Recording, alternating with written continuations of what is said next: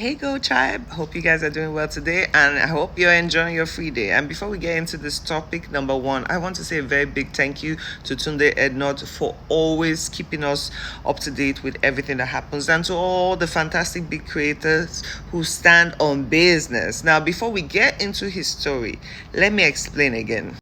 See, I could be labeled a lot of things, but one thing people will not say is I am not passionate about my country, because I am passionate about Nigeria.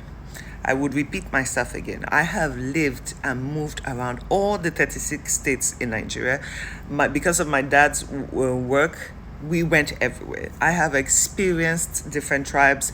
I have seen different kind of people. I have eaten on the ground with different kind of people, and I appreciate our country.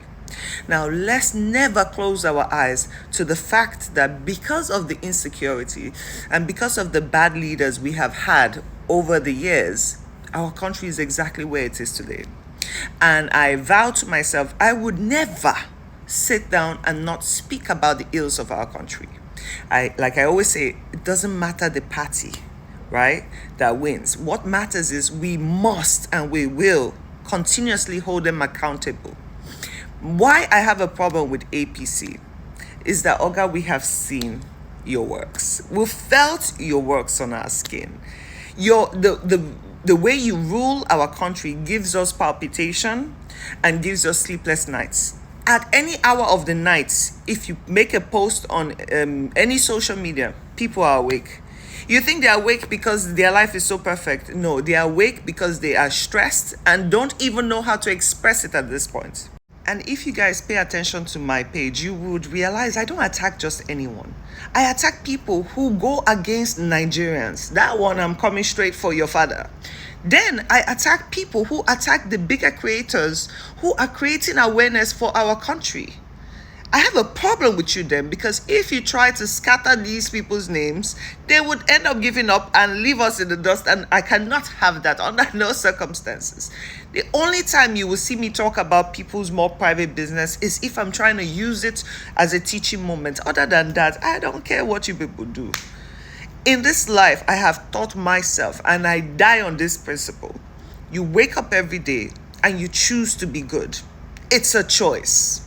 You choose to be, to apply dignity to everything. You choose to question your own self. You don't just say, oh, I'm right all the time, and you don't learn. I choose on a daily to learn something new. I choose to listen to people, whether I feel like they are off standards or not, and see what they have to offer. And if it's something good, I'm with it.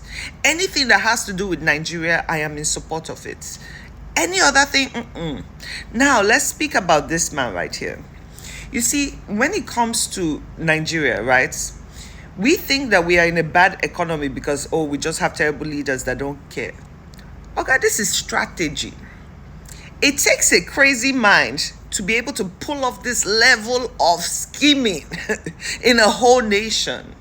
And I think it is, at this point, is a little bit more than just their personal funds, because I can't place it, but something is in there, something ain't right. Now, we have seen a lot of people come from years ago, fighting the system, defending the system, and all of a sudden, we just see this massive switch.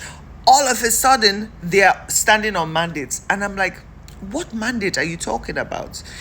You see a lot of people also, because they have things to hide and probably they were put in a tight spot, you see them switching. And I'm like, wait, hold on. You guys don't realize one thing. If we keep promoting the same bad leaders we have, and if we keep going at the pace at the rate at which we go, there would be triple, quadruple the amount of insecurity. And eventually it will get to you and it will get to me. How do we fix our economy? Let's flush out the bad leaders.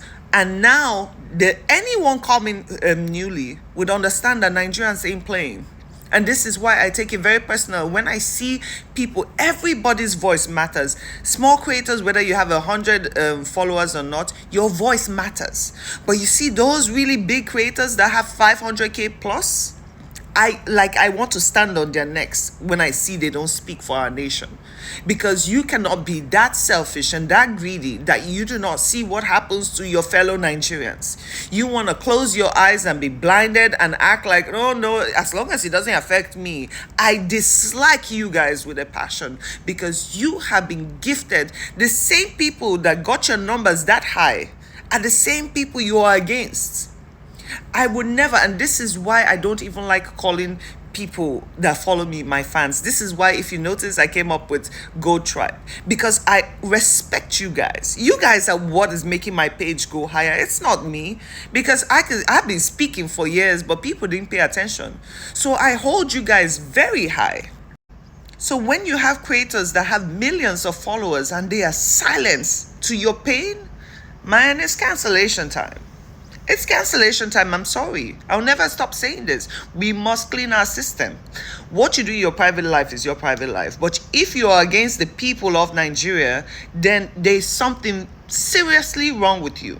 Now, this guy, yes, we are going to run through him. You have been screaming and crying for a very long time about the insecurities. You were passionate. You even looked like you were going to cry. And yes, we know you're an actor. So sometimes, especially now, people don't know if you're real or if you're fake, right? You've been screaming for so long about insecurities. And all of a sudden, you switched. You went from fighting for the people and fighting for yourself to accepting them. Now you come and claim that you have not collected any money. That I would never speculate, because I don't know. But we know from patterns. We Nigerians are not stupid. We observe patterns. Number one is either they have something against you and you're forced to join. Or number two, you join in the hopes of false promises being achieved. Three, they pay you. They pay you to use your platform because you have audience. They pay you to use your platform to promote their narratives. That's how it has always been. Now, you come out and make a statement. You say, oh, you were trying to work from the inside to fix the system. Honey, you're not a big enough fish to fix the system. Let me tell you that. You're an actor. You might have some credibility. You might have some audience. But you do not even match up to the level at which they are. These people are strategically screwing the whole of Nigeria. You think your voice will count? You would end up being an extra duvet in the corner, because that's exactly where they would place you. Instead, to be on the winning side, you join the people. We're still, whether you see people come and, all this small kitty cat are running around, claiming ST, this and that, they've been paid. They are hungry, leave them alone. We're not even going to consider them, But we're still 200 million plus people. And together, because I promise you we're not asleep anymore, we're going to keep standing for our country. It's always better to be on that side. Like I say, we're not attacking anybody directly in APCO. We just don't want again. We have felt it too much. We don't want again. I don't sleep again, though. Yeah, how you work out sleep in this economy? I started getting pimples. Thank God it has even gone. I don't do it again, I want electricity. I want a fair life. I am a person that I love to work. I don't mind doing the work, but give me opportunities, please. I just find it very funny that you thought, as a small person, one individual, you were able to go in there, infiltrate their system, and then somehow create magical change. You think you'll be the first one to try? There are a lot of people, I seriously don't even like associating with anyone that has to do with APC, because they say, oh, I'm not like that, but you're in the system and you're quiet. The second you are still in the system and you're quiet, you're part of the problem. Now, I am not Jesus Christ of Nazareth, and it is not my place to forgive or castigate or, cast out people. But your apology sounded sincere. Now, we know something. It's not about the words coming out of your mouth. It is about your actions. Me, I don't have a problem with you. You pain me. It hurts me what you did, because you just showed how reckless and useless you were. But I would say I accept your apology, but I promise you, Nigerians are not going to forget. You coming on your knees is not going to switch Nigerians' mind immediately. It's not about words, it's about action. And we would watch you. We would watch you like a hawk. You say, oh, Nigerians came out with all kinds of terrible things. Did you expect them to pamper you? Realistically. We get it. We are grateful for your apology, and it feels heartfelt, but Nigerians can be very wicked when it comes to you playing with their country, especially when we are standing up and fighting now. But anyway, peace out. See you on our next post. Mwah.